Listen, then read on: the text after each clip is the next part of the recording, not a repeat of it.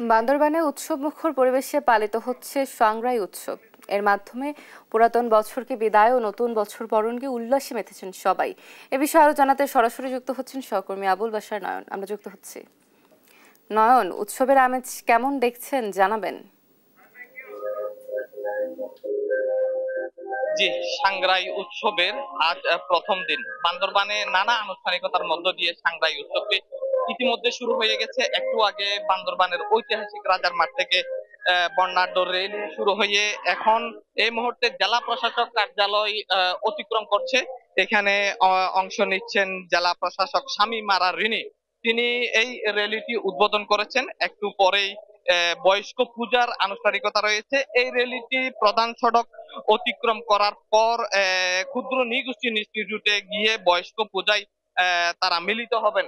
এখানে আসলে এই বর্ণাঢ্য র্যালিতে বান্দরবানে বসবাসরত যে 11 জনগোষ্ঠীর নারী পুরুষ থেকে শুরু করে বিভিন্ন বয়সী মানুষ আসলে অংশ নিচ্ছেন। এখানে আছে পুরো শহরটা যেন রঙিন হয়ে উঠেছে।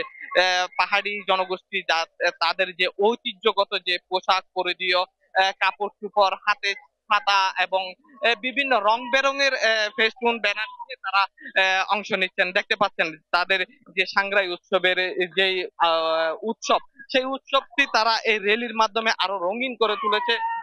অনুষ্ঠানটি তারা যেন আসলে রাঙিয়ে তুলেছে বান্দরবান শহর। আজকে পুরো শহরটা রঙিন হয়ে উঠেছে। মারমা সম্প্রদায় আসলে সাংগ্রাই যে উৎসবটি পালন করে থাকে, সেই উৎসবটির আজ প্রথম দিন। এক সপ্তাহ এখানে নানা আনুষ্ঠানিকতা রয়েছে। রয়েছে জলকেলি অনুষ্ঠানে রয়েছে, পুতুল নাচ রয়েছে এবং বাস আরোহণ সহ নানা খেলাধুলার আয়োজন রয়েছে। যার কারণে এই সাংগ্রাই উৎসবটি পাহাড়ি জনগোষ্ঠীর জন্য একটি মিলন মেলায় পরিণত হয়। বান্দরবানে যারা বসবাস করেন বিভিন্ন সম্প্রদায়ের মানুষ, তারাও আসলে এই সাংগ্রাই উৎসবে উপস্থিত হয়ে থাকেন। এখানে আমরা আয়োজক কমিটি যারা রয়েছেন তাদের সঙ্গে কথা বলেছি।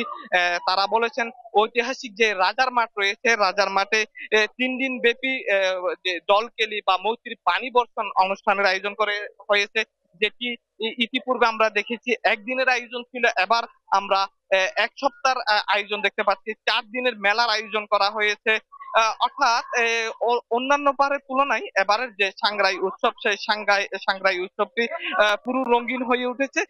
এই অনুষ্ঠানটি যাতে সফলভাবে সম্পূর্ণ করতে পারেন, এই জন্য 4 স্তরের নিরাপত্তা জোরদার করা হয়েছে। এখানে পুলিশ বাহিনী, ডিবি, সাদা পোশাকে গোয়েন্দা সংস্থা এবং র্যাবের সদস্যরাও রয়েছেন। এখানে মূলত তারা যাতে এই সাংগ্রাই উৎসবটি শান্তিপূর্ণভাবে সম্পূর্ণ করতে পারে, তার জন্য আইন শৃঙ্খলা বাহিনীর এই আয়োজন। আসলে একটি কথা বলে রাখি, পাহাড়ে দীর্ঘদিন ধরে খুনোখুনি, অপহরণ, চাঁদাবাজি এবং রাজনৈতিক অস্থিরতা সহ নানা কারণে দীর্ঘদিন ধরে পাহাড়ে যে সাংগ্রাই উৎসবের আমেজ, সেটিতে অনেকটা ভাটা পড়েছিল। কিন্তু এবারে দেখতে পাচ্ছি মানুষের মাঝে উৎসাহ উদ্দীপনা রয়েছে। আসলে এখানে আজকের দিনটি তারা প্রথম দিন সাংগ্রাই উৎসব হিসেবে পালন করে থাকে।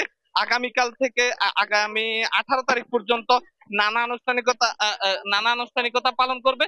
অর্থাৎ এখানে যারা আয়োজক রয়েছেন এবং যারা সাংগ্রাই উৎসবে অংশ নিচ্ছেন, সবার প্রত্যাশা পাহাড়ে শান্তি ফিরে আসুক এবং শান্তিপূর্ণ ভাবে পাহাড়ি জনগোষ্ঠী বসবাস করুক। এই ছিল আমার কাছে বান্দরবান থেকে সর্বশেষ। চলে যাচ্ছি স্টুডিওতে।